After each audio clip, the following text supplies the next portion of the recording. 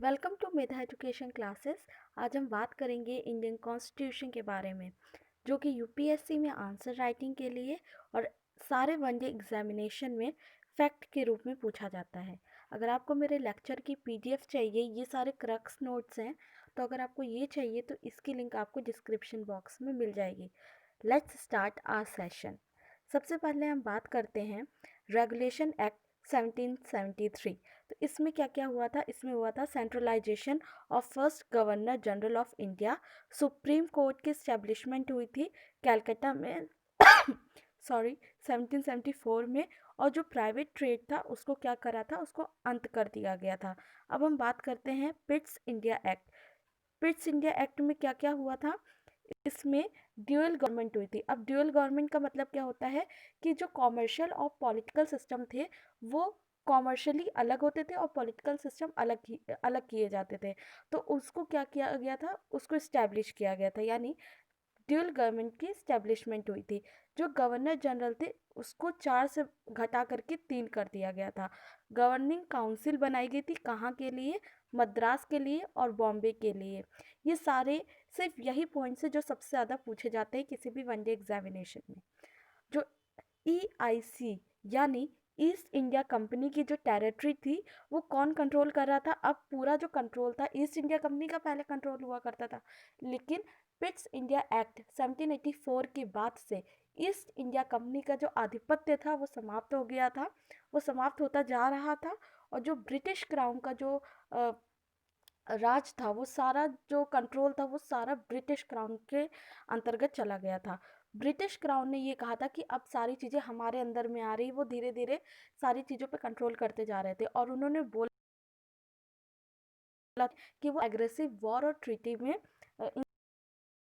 करेंगे। Charter act 1773। अगर हम चार्टर एक्ट 1773 बात करते हैं, चार्टर एक्ट 1793, तो अगर हम इसकी बात करते हैं, इसको फिर से रिन्यू कर दिया गया था 20 सालों के लिए। और ब्रिटिश क्राउन थे, ब्रिटिश क्राउन में कौन कौन हुआ करता था? गवर्नर जनरल हुआ करते थे प्लस गवर्नर हुआ करते थे। 5 लाख पाउंड का क्या करना होता था? 5 लाख पाउंड, ये 5 लाख पाउंड है। ईस्ट इंडिया कंपनी को सालाना टैक्स देना होता था ब्रिटिश गवर्नमेंट को 5 लाख पाउंड का। रिवेन्यू और जुडिशियल सेपरेशन, ये पूछा जाता है कि किस चार्टर एक्ट के तहत रिवेन्यू डिपार्टमेंट और जुडिशियल डिपार्टमेंट को अलग किया गया था। तो चार्टर एक्ट 1793 के थ्रू रिवेन्यू और जुडिशियल सेपरेशन किया गया था। चार्टर एक्ट 1813, ये बहुत ज़्यादा पूछा जाता है चार्टर एक्ट 1813 के बारे में, तो ये बहुत ज़्यादा इम्पॉर्टेंट है। ट्रेड, इसमें क्या था? इसमें ट्रेड मोनोपोली को समाप्त कर दिया गया था, यानी पहले ट्रेड पे एक का आधिपत्य होता था। जैसे आजकल के टाइम में हम बात करें कि रिलायंस जियो का मोनोपोली हो चुका है, फेसबुक का मोनोपोली हो चुका है। अभी फेसबुक पे करंट पे केस भी आया था कि वो अपनी जितनी भी कॉम्पिटिटर्स होते हैं उनको वो खरीद लेते हैं। क्यों? ताकि वो अपनी मोनोपोली इस्टेब्लिश कर पाए। पहले भी ऐसा होता था।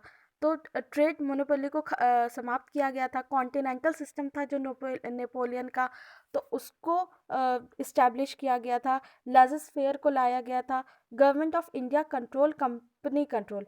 जो गवर्नमेंट ऑफ इंडिया पे जो कंट्रोल कर रही थी वो कौन कर रही थी? कंपनी कर रही थी। क्रिश्चियन मिशनरीज को लाया गया था ताकि देश में क्रिश्चियनिटी को बढ़ाया जा सके। 1 लाख का एक दिया जाता था, 1 लाख का लोन दिया जाता था, या 1 लाख रुपए इन्वेस्ट किए गए थे for the education purpose in India. और ये बहुत पूछा जाता है कि मद्रास, बॉम्बे और कैलकाटा ये किस में आ गए थे? पहले तो ईस्ट इंडिया कंपनी के प्रोविंसेस हुआ करते थे। अब जो मद्रास है, बॉम्बे है, कैलकाटा है, ये ब्रिटिश क्राउन के अंतर्गत आ गए थे। अब charter act 1833, governor general India, इसमें क्या हुआ था? इसमें गवर्नर जनरल बनाया गया था। पहला गवर्नर जनरल कौन था? William Bentinck. इसमें इसके अंतर्गत कौन कौन से मामले आते थे? पहले ये सिविल मामले अपने अंतर्गत लेता था, जुडिशियल और एग्जीक्यूटिव। ईस्ट इंडिया कंपनी, पहले तो उसका पूरा कंट्रोल हुआ करता था इंडिया पे। अब वो क्या थी? जो ईस्ट इंडिया कंपनी थी वो सिर्फ एक एडमिनिस्ट्रेटिव बॉडी बन के रह गई थी। ट्रेड, जो टी ट्रेड था विद चाइना एंडेड। चाइना के साथ क्या होता था? टी ट्रेड होता था उसको समाप्त कर दिया गया था। Restrictions on European immigration and acquisition of property, European immigrate नहीं हो सकते और प्रॉपर्टी को एक्वायर नहीं कर सकते हैं। नो इंडियन सिटीजनशिप अनएम्प्लॉयड, इसमें ब्रिटिश क्राउन ने ईस्ट इंडिया कंपनी को ये बोला था कि क्योंकि ईस्ट इंडिया कंपनी ज़्यादातर प्रेफर करती थी यूरोपियंस को, तो ब्रिटिश क्राउन ने ये बोला था कि कोई भी इंडियन है आपको उसको नौकरी देनी पड़ेगी, आप डिस्क्रिमिनेशन नहीं कर सकते हैं। और स्लेवरी को क्या किया गया था, स्लेवरी को एंड किया गया था। ये क्वेश्चन बहुत पूछा जाता है कि किस चार्टर एक्ट के तहत स्लेवरी को एंड एंड किया गया था। चार्टर एक्ट 1833, ये बहुत इंपॉर्टेंट चार्टर है। चार्टर एक्ट 1853, इसमें क्या हुआ था, इसमें separation of legislative and executive, और सेकंड क्या हुआ था, 6 मेंबर में से जो 4 मेंबर होते थे वो स्टेट काउंसिल व लोकल रिप्रेजेंटेटिव, 6 मेंबर में से जो 4 मेंबर होते थे ये स्टेट काउंसिल है, स्टेट काउंसिल के ये लोकल रिप्रेजेंटेटिव होते थे।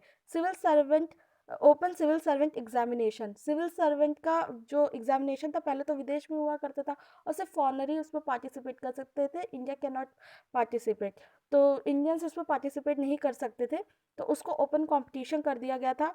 किस कमिटी के थ्रू, ये बहुत ज़्यादा क्रूशियल पॉइंट है कि किस चार्टर एक्ट में सिविल सर्वेंट का ओपन एग्जामिनेशन होने लगा था। चार्टर एक्ट 1853 में। Who is known as the father of civil servant, Macaulay. Government of India act 1858, ये भी abolish everything controlled by British crown.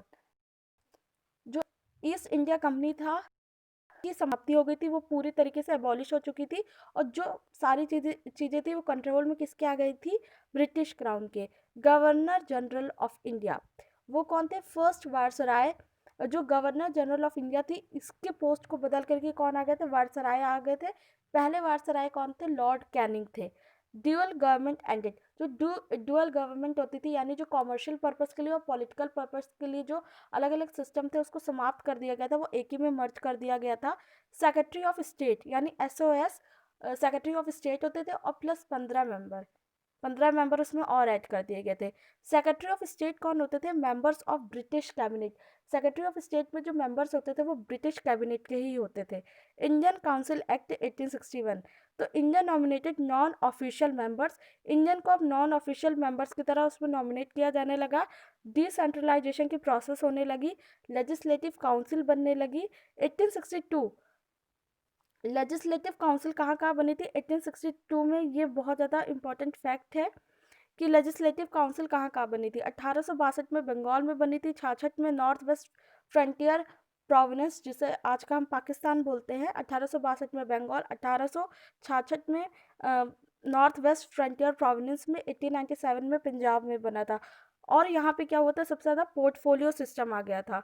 Ordinance issue by viceroy, portfolio system आ गया था, और जो ऑर्डिनेंस था वो कौन लाता था, ऑर्डिनेंस की शक्ति आ गई थी, ऑर्डिनेंस की शक्ति आ गई थी वायसराय में। आपके लिए क्वेश्चन, आपको कमेंट सेक्शन में बताना है कि वर्तमान समय में जो अध्यादेश है यानी ऑर्डिनेंस की जो शक्ति है वो किसके पास है। Indian council act 1892, additional number in central and province, additional number हो गए थे प्रोविंसेस में।